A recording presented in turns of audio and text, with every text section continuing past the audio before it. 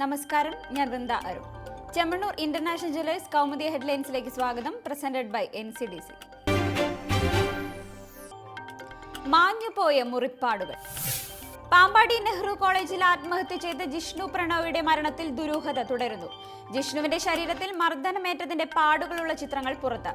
കൈയിലും അരക്കെട്ടിലും കാലിലും പരുക്കുകൾ. മുറിവുകളെക്കുറിച്ച് പോസ്റ്റ്മോർട്ടം റിപ്പോർട്ടിൽ പരാമർശമില്ലാത്തതിലും ദുരൂഹത. ജിഷ്ണുവിന്റെ ശരീരത്തിലുണ്ടായിരുന്ന ചുവന്ന പാടുകൾ മരണത്തിന് മുൻപ് സംഭവിച്ചതല്ലെന്ന് പോസ്റ്റ്മോർട്ടം റിപ്പോർട്ട്.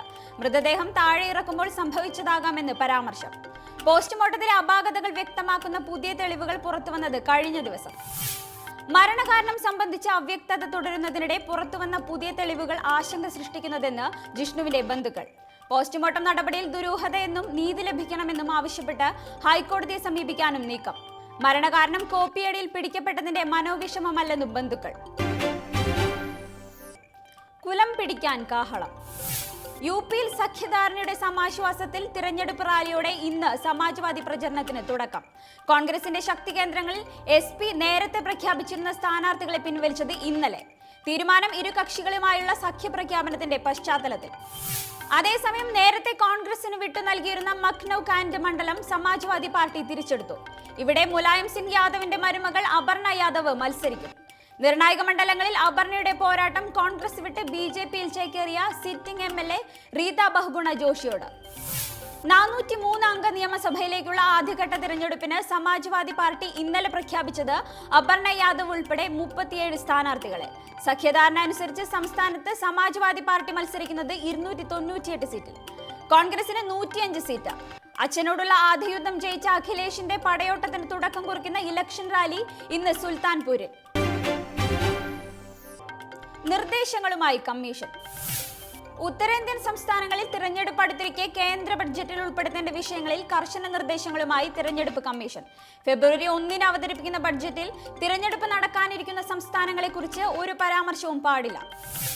തിരഞ്ഞെടുപ്പ് നടക്കുന്ന സംസ്ഥാനങ്ങളിൽ സംസ്ഥാന ബഡ്ജറ്റിന് പകരം വോട്ട് ഓൺ അക്കൗണ്ട് പാസ്സാക്കണം.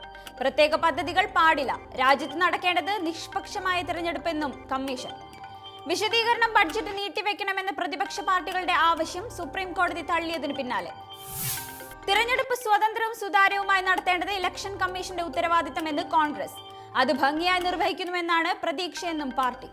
ഉത്തർപ്രദേശ് അടക്കം 5 സംസ്ഥാനങ്ങളിൽ വോട്ടെടുപ്പ് തുടങ്ങുന്നത് ഫെബ്രുവരി 4 മുതൽ.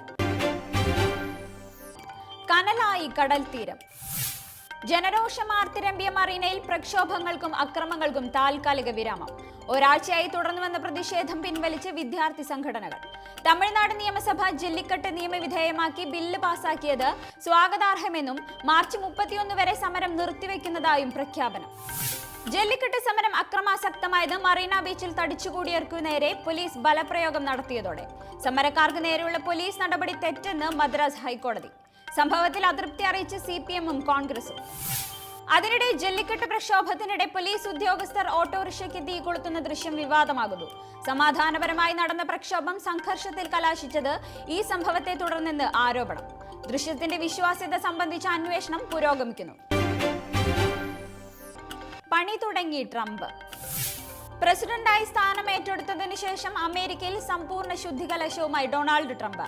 ഒബാമ കെയർ പദ്ധതി നിർത്തലാക്കിയതിന് പിന്നാലെ ഏഷ്യൻ രാജ്യങ്ങളുമായുള്ള വ്യാപാര ബന്ധം വർദ്ധിപ്പിക്കുന്നതിനായി ട്രാൻസ് പസഫിക് കൂട്ടായ്മയിൽ നിന്നും പിൻവാങ്ങി. പസഫിക് സമുദ്രത്തിന്റെ കിഴക്കും പടിഞ്ഞാറുമുള്ള രാജ്യങ്ങൾ ഉൾപ്പെടുന്ന വ്യാപാര സഖ്യമായ ട്രാൻസ് പസഫിക്കുമായി ബരാക് ഒബാമ കരാർ ഒപ്പുവെച്ചത് കഴിഞ്ഞ ഫെബ്രുവരിയിൽ. വിയന്നയ്ക്കും മലേഷ്യയ്ക്കും വൻ തിരിച്ചടിയാകുന്ന അമേരിക്കയുടെ പിന്മാറ്റം ചൈനയ്ക്ക് ഗുണകരമാകുമെന്നും സൂചന. Chemmanur international jewellers Kaumudi headlines presented by NCDC സമാപിക്കുന്നു. അടുത്ത ഹെഡ്ലൈൻസ് 1 മണിക്കൂറിന് ശേഷം. നമസ്കാരം.